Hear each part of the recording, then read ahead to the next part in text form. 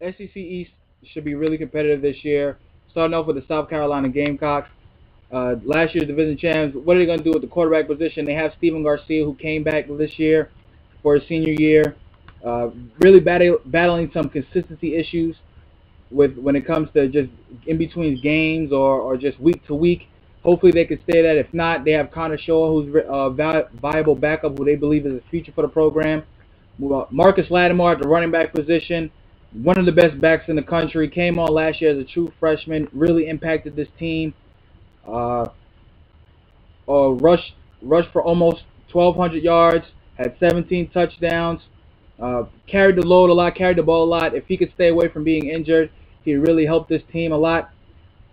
Moving to the wide receiver position, Alshon Jeffries, big guy, one of the best receivers in the country as well. Had over 1,300 yards this year, 9 touch last year. Really should help out that wide receiver core a lot, especially Steven Garcia.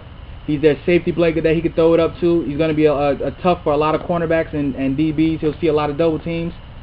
Well, with that, they have probably the tallest starting lineup at wide receiver this year. Also with D.L. Moore and Jason Burns, who are both 6'4" in their own right. But also watch out probably for the smallest guy on their team, Ace Sanders at the wide receiver position. Very dynamic playmaker, small guy, fast guy, can catch a jet sweep, screens, take it to the house. He's a guy that they could see as a change of pace type of wide receiver and just help out on the inside. Offensive line, they're really thin at the offensive line in terms of depth-wise, but they do return 3 starters, so hopefully they can find those 2 guys that at small depth that they have and just help out and develop more guys for depth just in case one of those 3 goes down. But they just really small. They have to recruit more guys, get more depth there. Moving on to defense, they returned 2 guys from the defensive line last year, especially at the end position with Melvin Ingram and Devin Taylor. Also, watch out for Jadeveon Clowney at the end. This year, #1 overall prospect coming in, should help out third down, immediate impact, probably like Marcus Lattimore did this year. Help out third down, probably become a starter later on down the road. They really did struggle at the defensive tackle position. They're going to struggle this year, I think. They don't have the quality guys that they had. They lost a couple guys due to graduation or to the NFL draft. So I want to know what they do there. Very underrated at linebackers. They had guys who produced 2 years ago who should be able to step up and are going to be starters now. So let's see what happens there. And also, they're decent at in the secondary. They have solid corners like Augusta and Gilmore. Gilmore, I think, is a lockdown corner. He's probably going to be a first-round pick coming out if he comes out this year. He's only a junior in the NFL draft. But they do have, even though they have starters at safety, they lack depth behind those guys.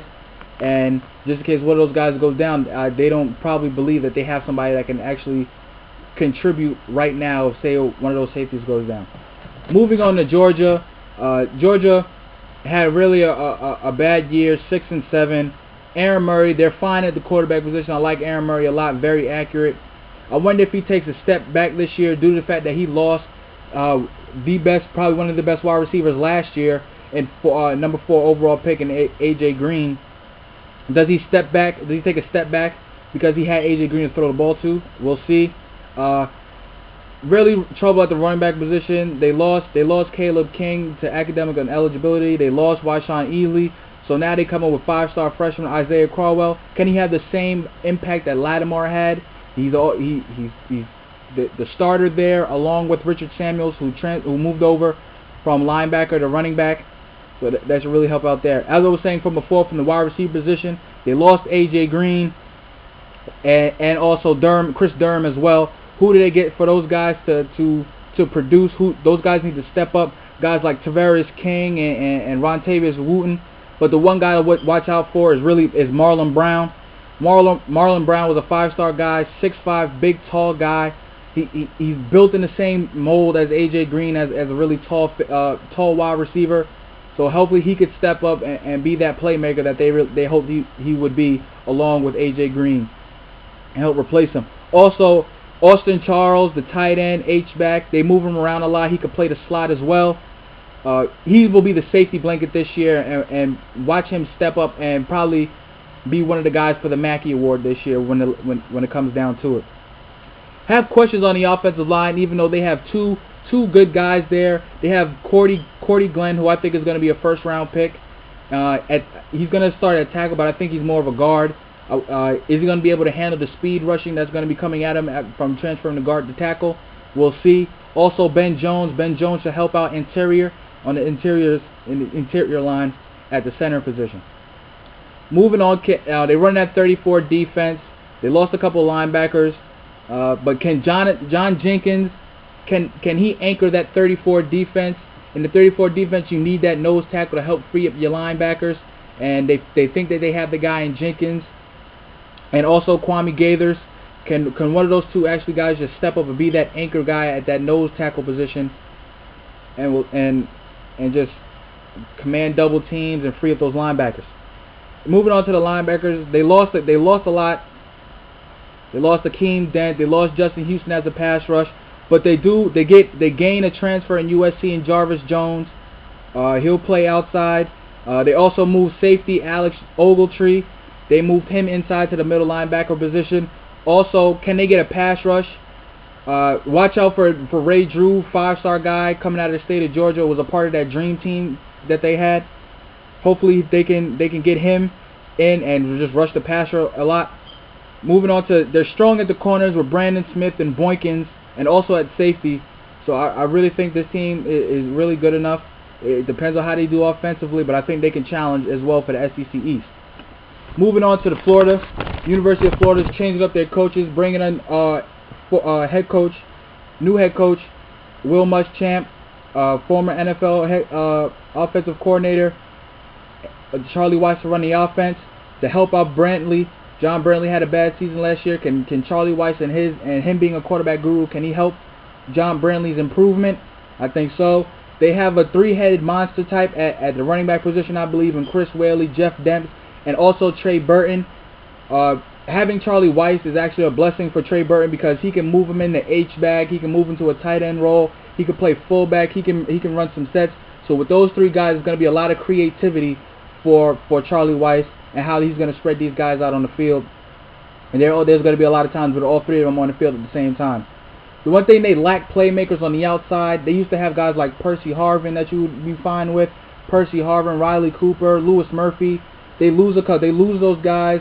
Nobody really stepped up last year on the outside. You got guys like Andre DeBose and Deontay Thompson, Omarius Hines, Frankie Hammond Jr. But watch out for Quentin Dunbar. They say he's a vertical guy. He can stretch the field for them on just deep routes, and he can help out a lot. He might be a guy towards the end of the season that you'll really hear a lot about. Also helped out, Jordan Reed should help out a lot at the tight end position.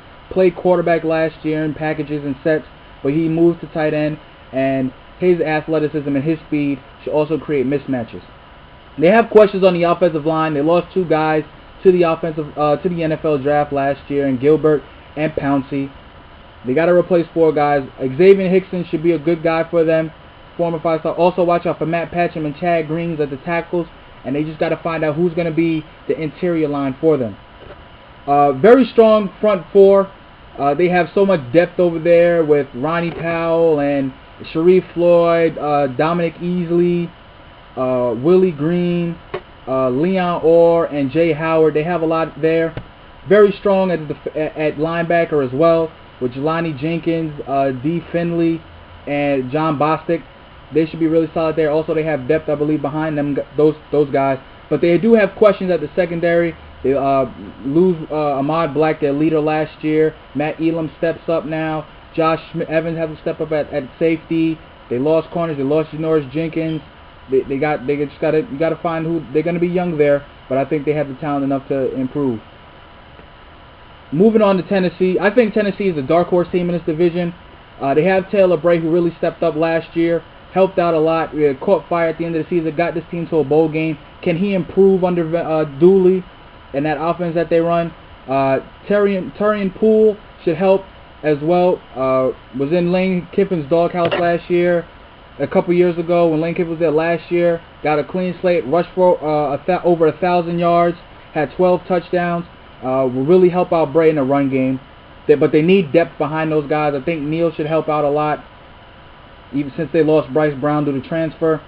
Moving on to wide receivers, I think they have not right now, but they have the best duo, I'll believe, by the end of the season, and Justin Hunter and Derek Rogers. These two guys are really, really good. Justin Hunter is a guy who can make plays. Who's like an AJ Green type, could just make jump ball plays. But also watch out for DeAnthony Arnott. They like him a lot. They're solid on the offensive line. They should be fine there. They got young guys who played last year, and they can gel, and they should be fine on the offensive line for a couple years. Questions on the defensive end, the defensive line, period. They need a pass rush.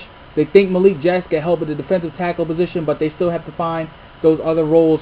They have to find other 3 guys to step up, but they need to help. They really need to help on the pass rush, because if you don't have a line in this conference, you're really going to struggle. They need help at the linebacker position as well. Look for true freshman Kurt Midget to help out a lot. Fast guy, can play. He was more of a rusher. He's more of a rush linebacker. But will he be able to help out, or does he have the hips enough to play in coverage? We'll see as he progresses. But I really think that he can help out a lot this year starting. Moving on, they're a very underrated secondary, I believe. Even though they lost their best defensive back in Jansen Jackson before camp, I think Prentice Wagner moving from corner to free safety should help out, since they have depth at the corner position with Gordon and all those guys at corner. Moving on to Vanderbilt. Vanderbilt's a couple years away. They're starting off good with a good recruiting class this year, but can Larry Smith improve his passing? They need to upgrade at the wide receiver and running back. But Brandon Barden should help out. I think he's an NFL player at the tight end position. He should really help out a lot.